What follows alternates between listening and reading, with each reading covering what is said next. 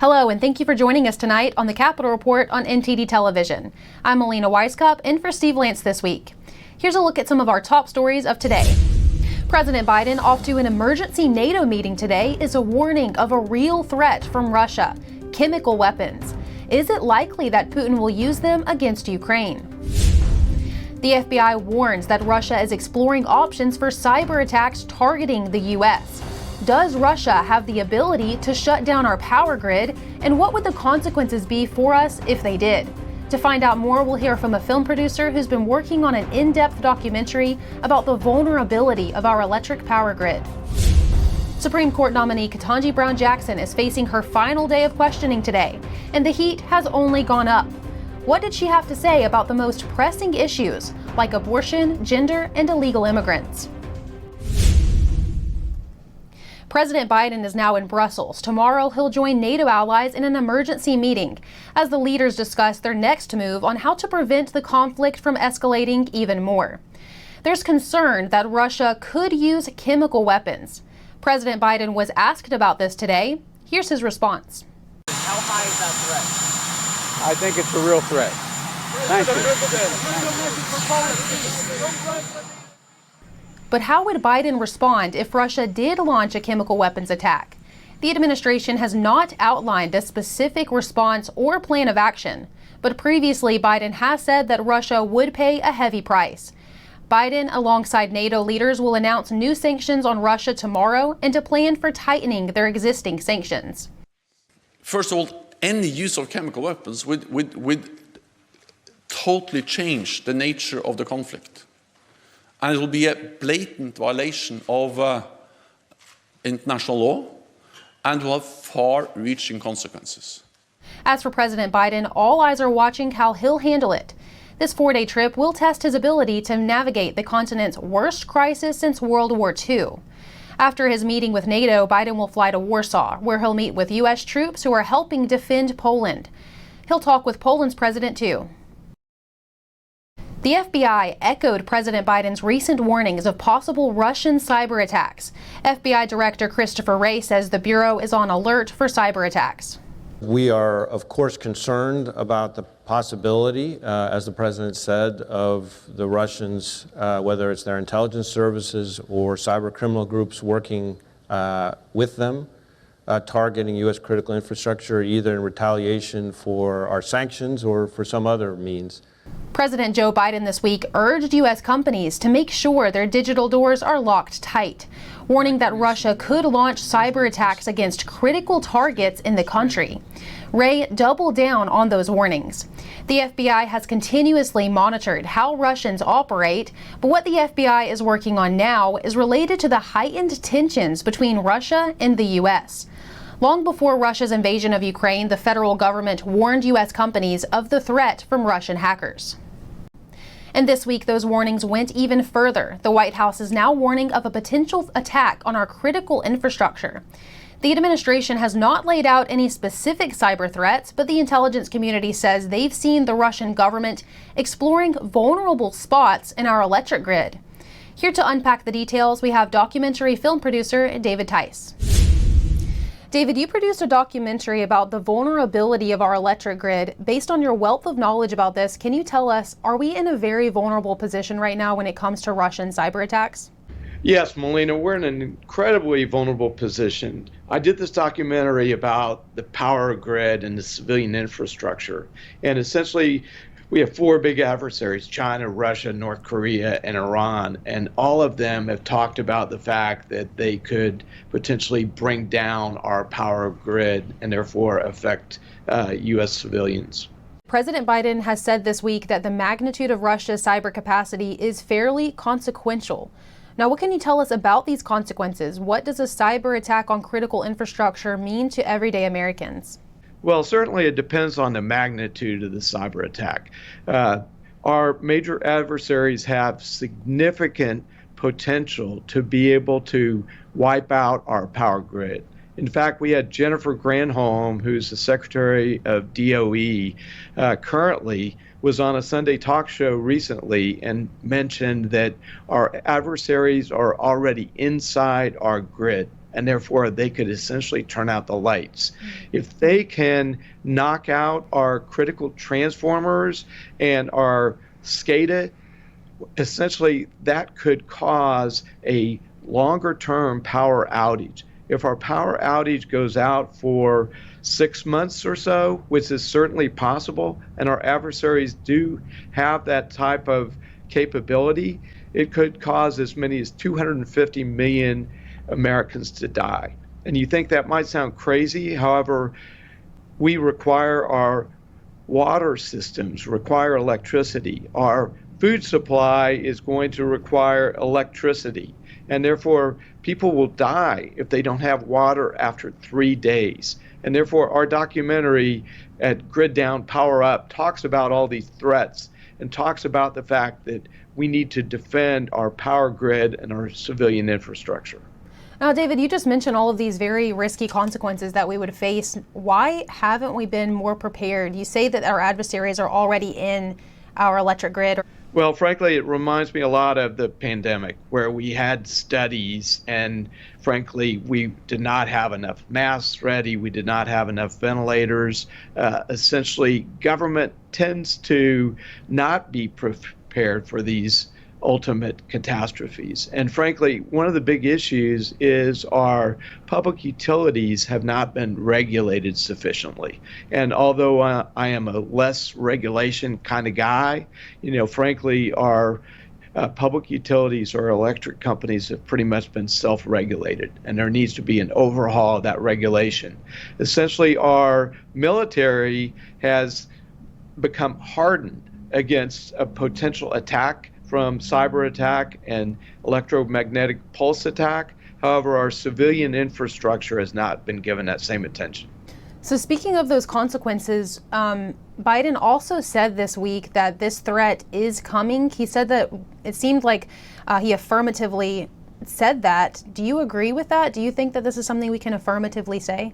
Well, we don't know for sure, Melina. It's certainly Vladimir Putin is putting some threats out there. And dependent upon how America acts and if NATO acts, if we decide to invoke a no-fly zone, then they could certainly try an attack and bring down the power grid in a couple different cities, or they could this could truly mark the onset of World War III.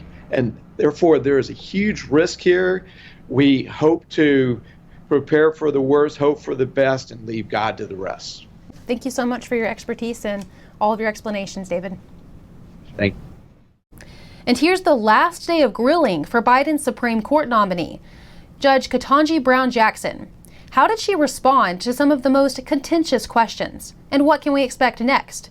NTD's Iris Tao has more. Judge Ketanji Brown Jackson is facing her final day of questioning. It follows a 13-hour hearing yesterday, and the heat has only gone up. Can an unborn child feel pain at 20 weeks in the birthing process? Senator, I don't know. Republicans today continue to grill Jackson on some of the most hot-button topics, with abortion on top of the list. The fetus can live outside the womb after about 23 weeks. Is that your understanding? Senator, I haven't studied this, so I don't know a number of weeks in the way that you're saying. That's adding to Jackson's comments during last night's questioning that she does not know when life begins or how to define a woman. Can you provide a definition for the word woman? Can I provide a definition? No. Yeah. I can't. And her sentencing record again came to a head. It led to a testy line of questioning with Senator Lindsey Graham, who accused her of being wrong in her approach to sentencing internet-based child porn crimes. You can distribute tens of thousands. You can be doing this for 15 minutes, and all of a sudden, you are looking at 30, 40, 50 years in prison. Good. Good. I understand. Absolutely Senator, good. I hope you are. To do. Good. Allow her to finish, please. I hope you go to jail for 50 years if you're on the internet trolling for images of children. And here's Jackson defending herself after being repeatedly questioned on this topic. Under law. Senator, I've said what I'm going to say about these cases. No one case can stand in for a judge's entire record. Meanwhile, Democrats are calling Republican questioning testing ground for conspiracy theories and culture war theories, and showing strong support in sending Jackson to the bench. America is ready for this Supreme Court glass ceiling to finally shatter. And you, Judge Ketanji Brown Jackson, are the person to do it. It's not yet clear whether Jackson will get any Republican support, but Democratic senators could confirm Jackson with all 50 votes and Vice President Kamala Harris breaking the tie. And tomorrow, the committee will hear from legal experts before an eventual vote to move Jackson's nomination to the Senate floor. Reporting in Washington, D.C., Iris Tao, NTD News. Former Secretary of State Hillary Clinton has tested positive for COVID-19. She posted the news on Twitter saying she has mild cold-like symptoms. Her husband, former President Bill Clinton, tested negative and is feeling fine, but Clinton says he's quarantining until the household is fully clear. A spokesperson for the former president confirmed that he's feeling well and will continue to be tested over the coming days. Madeleine Albright, the first female Secretary of State, has died of cancer. Her family announced their loss in a statement today. She was 84 years old. President Bill Clinton chose Albright as America's top diplomat, and she served in that capacity from 1997 to 2001. House Republicans this week are gathering in Florida to get on the same page and finalize their party's top priorities. They're keeping in mind that they should be prepared in the case that they take back the House majority later this year. Our host Steve Lance is there at the retreat in Florida. The U.S. has now officially declared that Russia has committed war crimes in Ukraine. We look at what those war crimes are and hear from Congressman Buddy Carter on the issue. Moderna is coming closer to gaining FDA approval to vaccinate America's youngest, babies, toddlers, and teens. The company today released information on the child vaccine study. We take a look.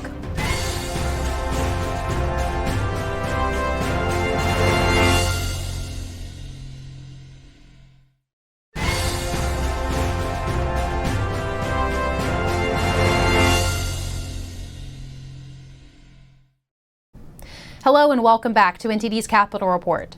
House Republicans are holding a 3-day retreat in Florida starting today. They're focusing on policy priorities, keeping in mind that they could regain the majority after the midterm elections. Former House Speaker Newt Gingrich will speak this evening. Former President Trump is not on the schedule, but is expected to attend a GOP fundraiser in May.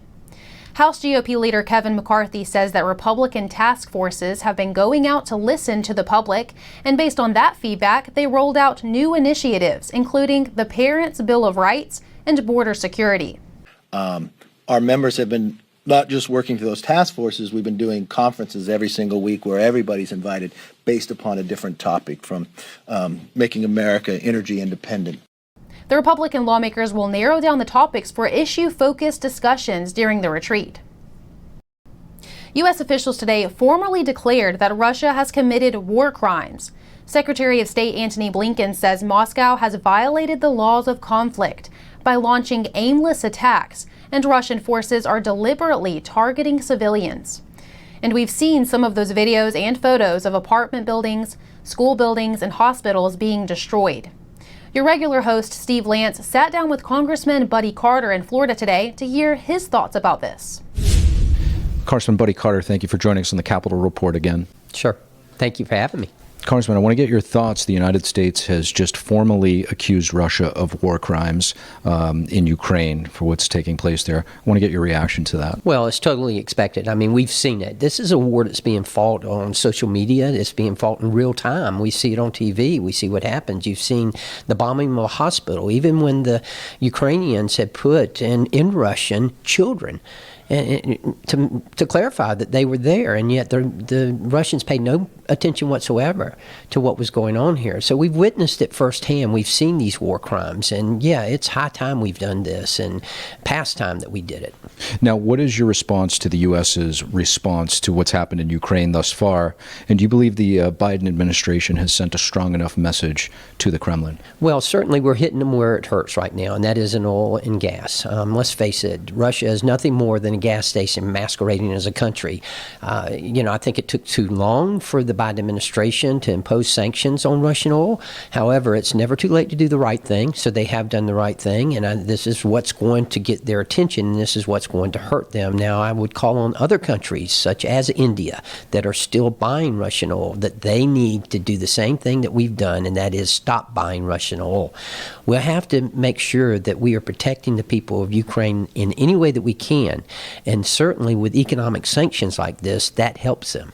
Now, speaking of oil, you've introduced a bill that's garnering some national attention right now with regard to the Keystone XL pipeline. Can you tell us exactly what's going on? Ending dependency on Russian energy. And what it does is to simply start the Keystone pipeline back. And we need to start it back. Let's face it, the Biden administration has had a war on energy independence, a war on fossil fuels since day one. The first thing he did was to cancel the Keystone XL pipeline. What this bill will do is to start the Keystone XL pipeline.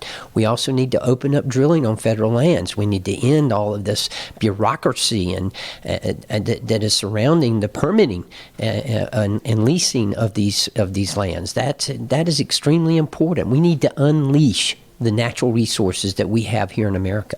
And why do you think even before President Biden took office, the Democrats were so against this? Well, I think it's their way of addressing climate change. And certainly we want to address climate change as well. However, we have to do it in a way where we're using an all-of-the-above type energy strategy. We are not to the point now we can do away with fossil fuels, and we're not going to be at that point in the very near future. We have to make sure that we're utilizing fossil fuels to the full extent that we can. Otherwise, we're going to hurt our economy. It's going to hurt the people who can afford it the least, the middle class, the working class.